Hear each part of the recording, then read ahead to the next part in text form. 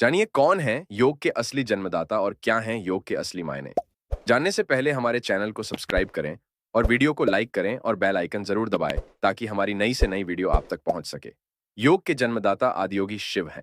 शिव के योग सूत्र का अष्टांग योग के षट कर्म की क्रियाओं से कोई सरोकार नहीं है। सदाशिव न केवल सदैव तंत्र साधना में लीन रहते हैं बल्कि उसके आविष्कारक भी हैं। षटकर्म की यौगिक क्रियाएं धौती, बस्ती, अनिमा, जलनेति, त्राटक व कपालभाति इत्यादि शरीर को शुद्ध व स्वस्थ रखने के साधन हैं, जबकि योग साधन नहीं अपितु स्वयं एक साध्य है। षटकर्म की शुद्ध क्रियाएं व सूर्य नमस्कार से लेकर तमाम तरह के योगासन समग्र योग नहीं बल्कि मनुष्य के केवल शरीर तंत्र को सुरक्षित रखने का हठ योग है। जबकि आदियोगी शिव द्वारा आविष्कृत योग मनुष्य को उसके अस्तित्व में मौजूद दैहिक, दैविक एवं भौतिक संतापों से मुक्ति देकर उसकी सारी सीमाएं मिटाता और उसके अस्तित्व को विस्तार देता है।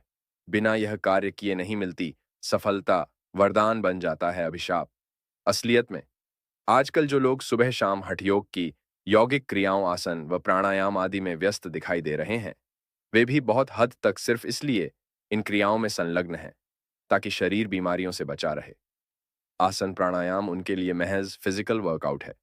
अपने अस्तित्व की गहराई में मौजूद असीम अनंत और परम सत्य की खोज व प्रयोजन से इन्हें कोई सरोकार नहीं है। इस एक्सरसाइज से फ्री होने के पश्चात सभी अपने स्वार्थों की पूर्ति करने में लग जाते हैं। इस क्रम में अपने चारों ओर इतनी चारदीवारी बना लेते हैं कि उम्र के आखिरी पड़ाव में इन्हें मिटाना असंभव हो जाता है। योग का मतलब व्यक्ति को यथासंभव यौगिक क्रियाओं व पद्धतियों का इस्तेमाल करते हुए इस तरह तैयार करना है कि वह अपनी समस्त नश्वर सीमाओं को मिटा दे और निहित स्वार्थों से ऊपर उठकर अंतःकरण को सहज सरल बना सके। आदियोगी सदाशिव द्वारा प्रतिपादित योग साधना के सतत अभ्यास से इन नश्वर सीमाओं का आवरण टूटने लगता है, चित्त की वृत्तियों का निरोध होने लगता है। अष्टांग योग के प्रवर्तक महर्षि पतंजलि भी अपने योग सूत्र में कहते हैं, योगश्चित्त वृत्ति निरोध, अर्थात आसनों का अभ्यास नहीं अपितु चित्त की वृत्तियों के परिशोधन की प्रक्रिया ही योग है। शिव साधना के ग्रंथ क्रमिक आगम को तंत्र योग साधना का शास्त्र माना जाता है।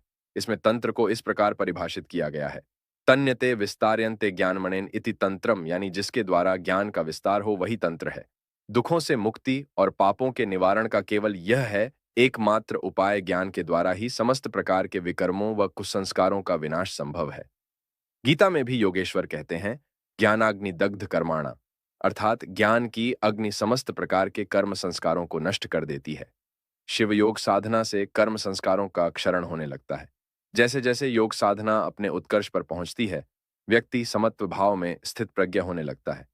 गीता में कहा गया है, समत्वम योग उच्यते, यानी योग सुख दुख हानि लाभ यश अपयश जय पराजय इत्यादि में समदृष्टि बनाए रखने में महत्वपूर्ण भूमिका निभाता है।